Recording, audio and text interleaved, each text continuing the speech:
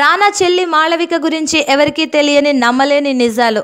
సహజంగా టాలీవుడ్లో కానీ బాలీవుడ్లో కానీ సెలబ్రిటీల వారసులు సినిమాల్లోనే తమ కెరియర్ వెతుక్కునే ప్రయత్నం ఏనాటి నుంచో వస్తున్నదే. అలా ఎందరో హీరోలుగా కానీ వివిధ విభాగాల్లో కానీ స్థిరపడ్డారు. అయితే కొంతమంది మాత్రం తమకు నచ్చిన కెరియర్ ఎంచుకొని స్థిరపడిపోతుంటారు.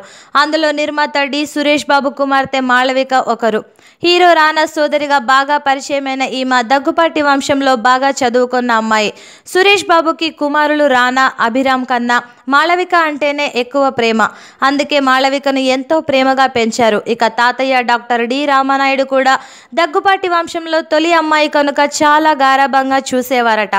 చిన్నప్పటి నుంచి చదువుపై ఎక్కువ శ్రద్ధ కనబరిచిన మాళవిక మేనేజ్మెంట్ కోర్సులో మాస్టర్ డిగ్రీ అందుకుంది. ఈమెకు కావ్య కన్సల్టెన్సీ వంటి ప్రముఖ సంస్థల్లో జాబు వచ్చింది. అప్పట్లో ఏడాదికి ₹1,00,00,000 ప్యాకేజీ కూడా ఆఫర్ చేశారట. అయితే జాబ్ చేస్తున్నప్పుడే ఆమెకు పెళ్ళయింది. నిజానికి ఈ సంబంధం వెంకటేష్ భార్య నీరజ తరపు బంధువులట. అందుకే మాళవిక ఇంకా మరో ఆలోచనకు లేకుండా పెళ్లికి ఓకే చెప్పడంతో ఆమె వివాహం 2012 డిసెంబర్ 5న అత్యంత వైభవంగా జరిగింది. ఆమె భర్త పేరు పొట్లూరి భరత్ కృష్ణారావు. వాళ్ల సొంతూరు చిత్తూరు అయినప్పటికీ వ్యాపార రీత్యా బెంగళూరులో స్థిరపడ్డారు. భరత్ ఫ్యామిలీకే బెంగళూరులో చాలా సాఫ్ట్వేర్ కంపెనీలు ఉన్నాయి. వాటి ద్వారా ఏటా ₹1,00,00,000 ఆదాయం వస్తుందట.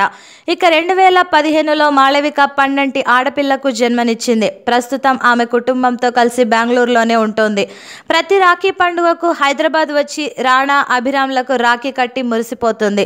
అలాగే బాబాయ్ వెంకటేష్ కొడుకు అర్జున్కి కూడా రాఖీ కట్టందే తిరిగి వెళ్ళదు. రానాకు అంటే పంచప్రాణాలు. ఆమె పెళ్లికి రానాయే అన్ని దగ్గరుండి చూసుకున్నాడు.